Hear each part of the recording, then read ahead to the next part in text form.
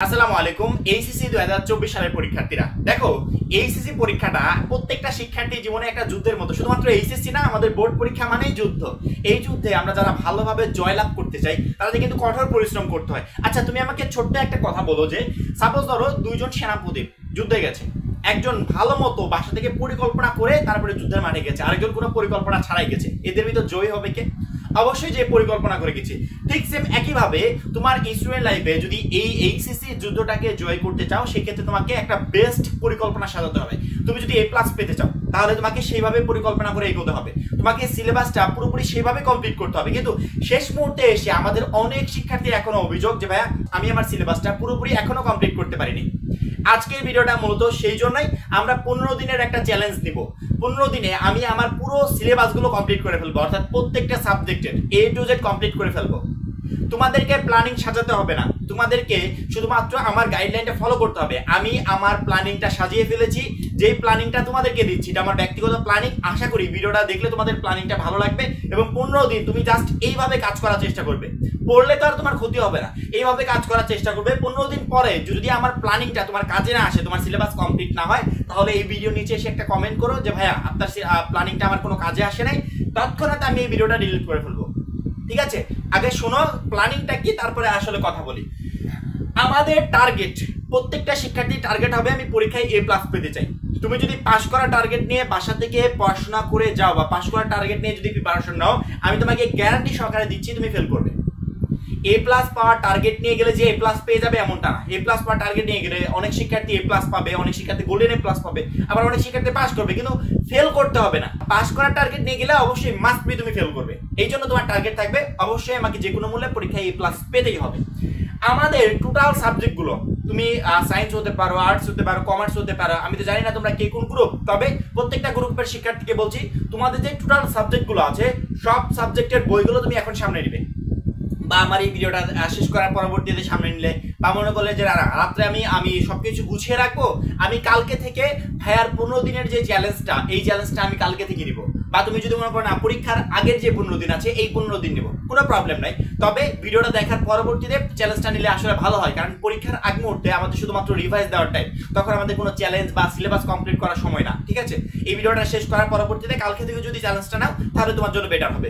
তোমাদের টোটাল সাবজেক্টগুলো আছে প্রত্যেকটা সাবজেক্টের বই তুমি সামনে নিবে। সামনে নেওয়ার পর টোটাল সাবজেক্টগুলোকে 3 ভাগে ভাগ করবে।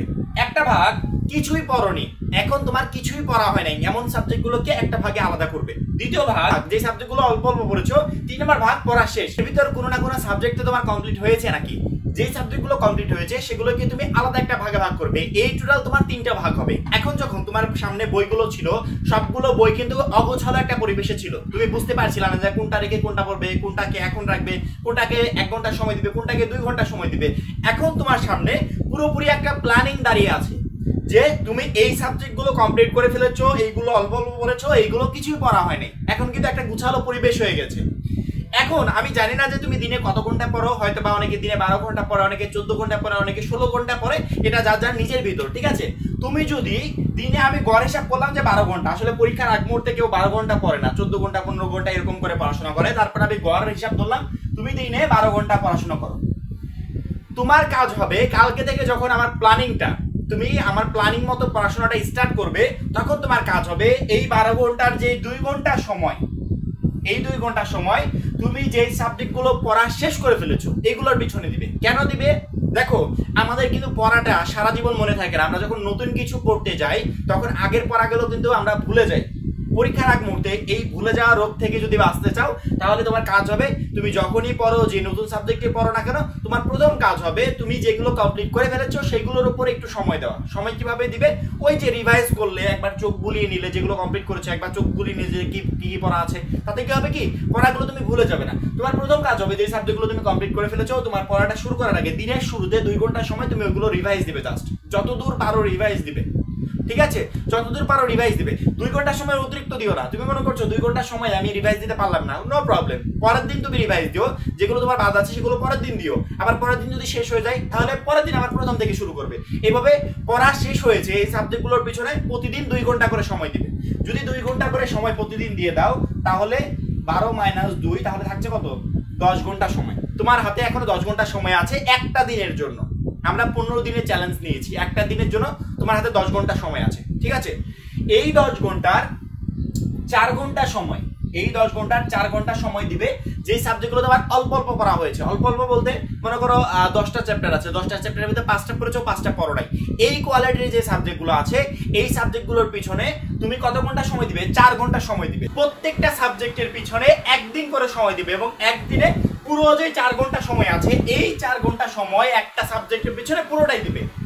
আমার মনে হয় যে যেইগুলো গ্যাপ রয়েছে এই গ্যাপগুলো শুধুমাত্র কমপ্লিট করার জন্য এই 4টা ঘন্টা একটা সাবজেক্টের জন্য এনাফ। পুরো 4 ঘন্টা সময় তুমি একটা সাবজেক্টের পিছনে দিবে। আমার কথাগুলো একটু মাথায় রেখো যে আমি এখন কি বলছি একটু মাথায় রাখো, যে অল্প অল্প পড়েছো এই বিষয়গুলো একটা সাবজেক্টের পিছনে 4 ঘন্টা দিবে একদিন, শুধুমাত্র একদিন একটা সাবজেক্টের পিছনে 4 ঘন্টা দিবে। বুঝতে পারলে? 4 ঘন্টা দেওয়ার পর যখনই তোমার 4 থেকে 5 দিন পড়া হয়ে যাবে তখন এই অল্প অল্প পড়া অনেকগুলো সাবজেক্ট এখান থেকে চলে আসবে এইখানে, পড়া শেষ। অল্প অল্প পড়া সাবজেক্টগুলো আস্তে আস্তে চলে আসবে এখানে, পড়া শেষ। তখন আর তোমার 3টা পার্ট থাকবে না, তোমার বইগুলো তখন 2 পার্টে ভাগ হয়ে যাবে। কি কি 2 পার্ট জানো? এক পার্ট হচ্ছে অল্প অল্প পড়েছো আর এক পার্ট হচ্ছে পড়া শেষ। অল্প অল্প পড়েছো কেন? কারণ কি এই 5 দিন, কারণ কি এই যে তুমি 15 দিনের প্ল্যানিং করেছো, এই 15 দিনের প্ল্যানিং এ তুমি প্রথম 2 ঘন্টা সময় দিচ্ছ যেগুলো পড়া শেষ হয়েছে শুধুমাত্র রিভাইজ দেওয়ার জন্য। পরবর্তী তুমি 4 ঘন্টা সময় দিচ্ছ যেগুলো অল্প অল্প পড়েছো ওইগুলোর পিছনে, যাতে ওইগুলো তোমার কমপ্লিট হয়ে যায়। একটা সাবজেক্ট একদিন দিবে 4 ঘন্টা সময়, যাতে এগুলো তোমার অল্প অল্প পড়াগুলো যাতে পড়া শেষ হয়ে যায়। এবং যেগুলো কিছুই পড়া হয় নাই তোমার 10 ঘন্টা থেকে 4 ঘন্টা চলে গেলে থাকে হচ্ছে 6 ঘন্টা। টোটাল 6 ঘন্টা সময় যেগুলো কিছুই পড়া হয় নাই একটা সাবজেক্টের পিছনে 6 ঘন্টা সময় দিবে। আচ্ছা, একটা সাবজেক্টের পিছনে যদি টানা 6 ঘন্টা সময় দেওয়া যায় তাহলে তুমি বলো যে যে সাবজেক্টগুলো কিছুই পড়া হয় নাই এগুলো পড়তে কতদিন সময় লাগবে? আমাকে বলো কতদিন সময় লাগবে? একটা সাবজেক্টের পিছনে তুমি 2 দিন 3 দিন ওয়েস্ট করো, কোনো প্রবলেম নেই, কিন্তু তুমি 6 ঘন্টা টোটাল সময় ওই একটা সাবজেক্টের পিছনে দিবে, ঠিক আছে? এই যে কিছুই পড়া হয় নাই সাবজেক্টগুলো তখন এই লিস্টে চলে আসবে, অল্প অল্প পড়া হয়েছে। তখন আর কিছুই পড়া হয় নাই নামে কোনো সাবজেক্ট থাকবে না তোমার। তোমার তখন 2টা পার্টে বিভক্ত হবে তোমার বইগুলো, একটা হচ্ছে অল্প অল্প পড়েছো আর একটা হচ্ছে পড়া শেষ। এবং পড়া শেষের এই তালিকায় তোমার 4 ভাগে 3 ভাগ বই চলে যাবে এবং এক ভাগ বই থাকবে যেগুলো তুমি অল্প অল্প পড়েছো। এইভাবে 15 দিনের প্ল্যানিং করে তোমরা যদি আমার গাইডলাইন অনুযায়ী আমি যেভাবে বললাম প্ল্যানিংটা সাজিয়ে দিলাম এভাবে যদি পড়তে পারো, আমি কনফার্ম 100% শিওর 15 দিন পরে গিয়ে দেখবে তোমার এমন একটা বইও বাদ নেই যেখানে তোমার সিলেবাসটা কমপ্লিট হয় নাই। তোমার total A to Z syllabus complete হয়ে যাবে। আমরা আসলে প্ল্যানিং এর অভাবে বা সঠিক গাইডলাইনের অভাবে আসলে আমরা সিলেবাসটা কমপ্লিট করতে পারি না। অগোছালোভাবে পড়ে তুমি সিলেবাস কেন তুমি একটা বইও কমপ্লিট করতে পারবে না, একটা বইও কমপ্লিট করতে পারবে না। তোমাকে প্ল্যানিং অনুযায়ী এগোতে হবে। প্ল্যানিং অনুযায়ী যদি এগোতে পারো তাহলে তোমার 15 দিন লাগবে, সর্বোচ্চ 15 দিন লাগবে তোমার টোটাল A to Z বই কমপ্লিট করার জন্য, ঠিক আছে? তুমি ইচ্ছা করলে আজকে ভিডিওটা দেখার পর থেকে তুমি আজকে এই বইগুলো ভাগ করে ফেলো 3টা ভাগে, তার পরবর্তীতে কালকে থেকে শুরু করে দিতে পারো যে ভাইয়া যেভাবে প্ল্যানিংটা করেছে আমি টোটাল 12 ঘন্টা সময় দিব, অতিরিক্ত সময় দেওয়ার দরকার নেই, 12 ঘন্টা সময় দিলাম, এত এক্সট্রা চাপ নেওয়ার দরকার আছে কোনো না, রিল্যাক্সে তুমি কমপ্লিট করতে পারবে। 12 ঘন্টা সময় দিয়ে তুমি A to Z সাবজেক্টগুলো কমপ্লিট করে ফেলতে পারবে। যেভাবে বললাম সেভাবে তুমি কমপ্লিট করো। বুঝতে পারলে? আমরা যেগুলো পড়া হয়েছে ওইগুলো বাদ দিব না, যেগুলো অল্প পড়া হয়েছে ওইগুলো বাদ দিব না, আবার যেগুলো পড়া হয় না ওইগুলো বাদ দিব না। 3 ধরনের এই সাবজেক্টগুলোকে নিয়ে আমরা একই সাথে এগোবো এই 15 দিন। তাতে 15 দিন পরে আমার total A to Z subject complete হয়ে যাবে। তখন আমার শুধু একটা ভাগে থাকবে, সেটা হচ্ছে পড়া শেষ। বুঝতে পারলে? আমি আর অতিরিক্ত সময় তোমাদের নষ্ট করতে চাই না। আশা করি যে প্ল্যানিংটা দিয়েছি যাদের ভালো লাগবে ইনশাআল্লাহ তারা ফলো করবে এবং 15 দিন পর তোমরা নিজেরাই বুঝতে পারবে যে আসলে আমার প্ল্যানিংটা কতটা কার্যকর ছিল। আজকে এই পর্যন্ত HSC 24 সম্পর্কিত পরবর্তী যে কোনো আপডেট এবং পরবর্তী যে কোনো গুরুত্বপূর্ণ গাইডলাইন এবং গুরুত্বপূর্ণ সাজেশনের জন্য অবশ্যই আমাদের চ্যানেলটা সাবস্ক্রাইব করে পাশে বেল আইকনটা ক্লিক করে রাখবে। সবাই ভালো থাকবে, সুস্থ থাকবে, খোদা হাফেজ।